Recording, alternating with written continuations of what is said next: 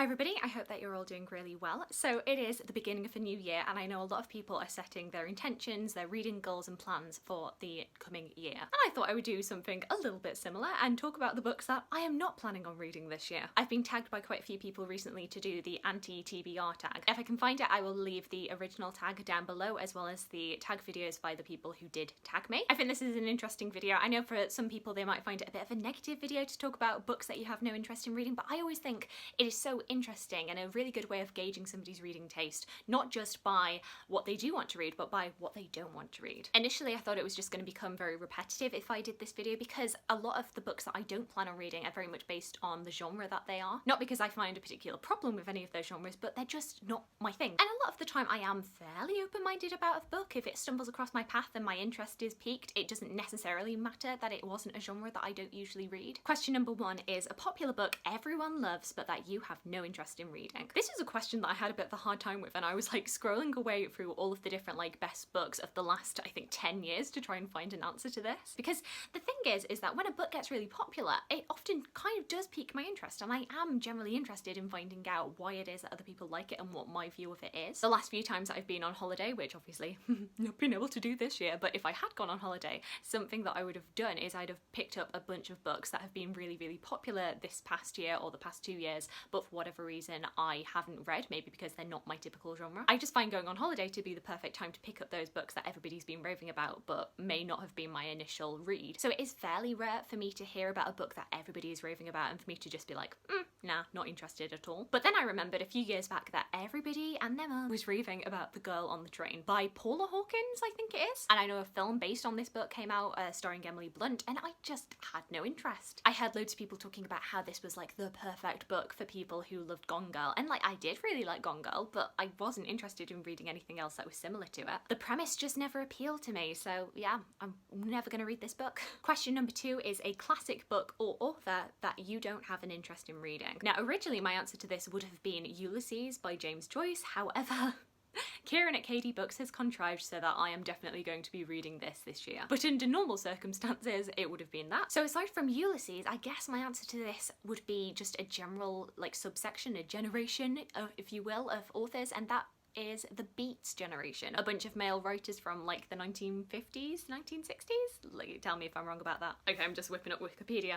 The Beat generation was a literary movement started by a group of authors whose work explored and influenced American culture and politics in the post-war era. The central elements of Beat culture are the rejection of standard narrative values, making a spiritual quest, exploration of American and Eastern religions, the rejection of economic materialism, explicit portrayals of the human condition, experimentation with psychedelic drugs, and sexual liberation and exploration. Allen Ginsberg's Howl, William S. Burroughs' Naked Lunch, and Jack Kerouac's On the Road are among the best known examples of Beat literature. This whole generation of authors that was all about like hedonistic lifestyles and rejecting, you know, being non-conformists. And I'm just like, ugh. This is mainly based on the fact that I read On the Road a few years ago and I was just like, ugh. Maybe it's a bit dismissive to base it all on one book, but I just have no interest in reading any more of that kind of writing. Question number three is a two-parter question. So part one of this question is an author whose books you have no interest in reading, and part two is a problematic author whose books you have no interest in reading. You can combine questions 3 and 3.2,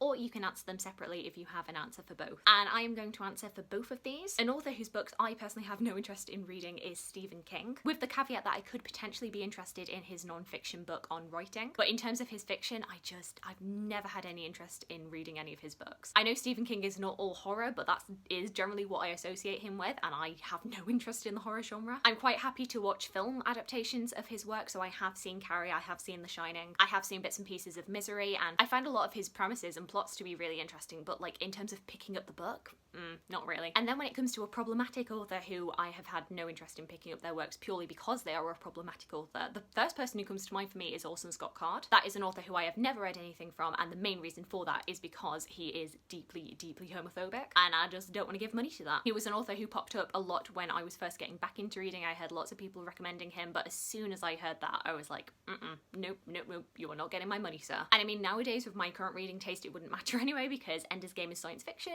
and I'm not into science fiction. But yeah, no, Orson, you do not get my money. I know everybody says that Ender's Game is like a classic of sci-fi, but That's a definite no from me. Question number 4 is an author you have read a couple of books from and have decided that their books are not for you. Definitely the author who springs to mind for this is Ali Smith. Oh, I wanted to like Ali Smith. So many booktubers who I really respect the reviews of have said how fantastic she is. She's a lot of people's favourite author of all time, but I can never get into her writing style. She's got this kind of like semi-stream of consciousness, experimental kind of vibe to her writing, and as I've said before, I hate stream of consciousness with a burning fiery passion. I feel like I gave it a good go. I've read Girl Meets Boy by Ali Smith. I've also read the first 3 in the seasonal quartet series because I was just like, everybody's loving these, I need to see what they're about. But now I'm at a point where the last book, Summer, has come out and I have no inclination to read that. It's even available through my library's like free audiobook app, and it's right there. I could read it if I want to, I could listen to it if I want to, but no inclination. If I ever end up going like full force on a book clear out, like those books, go in, because I'm never going to read them again. I wish her very well. This is not me saying that she's a bad author, she's just not an author for me. Question number 5 is a genre you have no interest in or a genre you tried to get into and couldn't. Like I've said before, there are various genres that I don't really do that much digging into, sci-fi and fantasy being a massive one, but I do occasionally dip my toes into sci-fi and fantasy. There are genres that I don't read a lot of, but I have no objections to reading them, so things like romance. To be perfectly honest with you, the only reason I don't read much romance is because I don't get many recommendations of it, and I don't find myself like stumbling into that section. But like I'm a big fan of romantic comedies, and like I do like the occasional chick lit book, so I feel like romance would be up my street. Then maybe I need to dip my toes into some romance. But yeah, when it comes to a genre that I have zero interest in reading, I've never read anything from that genre, and I have no intentions of ever reading anything from that genre,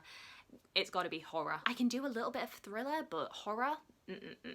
I'm gonna be really honest with you, I'm a bit of a scaredy cat and I get no joy, I get no like buzz from being scared. It's a weird one for me because I can watch certain shows and like gore and violence will not bother me. So I can watch things like Game of Thrones and the violence and the gore and that will not bother me at all because it's realistic. Well, realistic. But when it comes to horror, there's a lot of like more supernatural elements and there's a lot more like jump scares, and that is what freaks me out. Things going bump in the night, not for me. Question number 6 is a book you have bought but will never read. This can be a book that you have unhauled or returned from the library unread. I do feel like there are a couple of books on my TBR pile right now which are kind of staring at me because I know that I don't have the strongest inclination to read them, if I have any inclination to read them at all. Definitely if I end up unhauling any books from my TBR, it's going to be either City of Girls by Elizabeth Gilbert or Where the Crawdads Sing by Delia Owens. I picked this up because so many people had been raving about them, and like, especially Where the Crawdads Sing, I have no inclination to read this. But I don't know, because I do own physical copies of them, I do want to give them a chance. I've even done like a try a chapter tag with both of these books, and like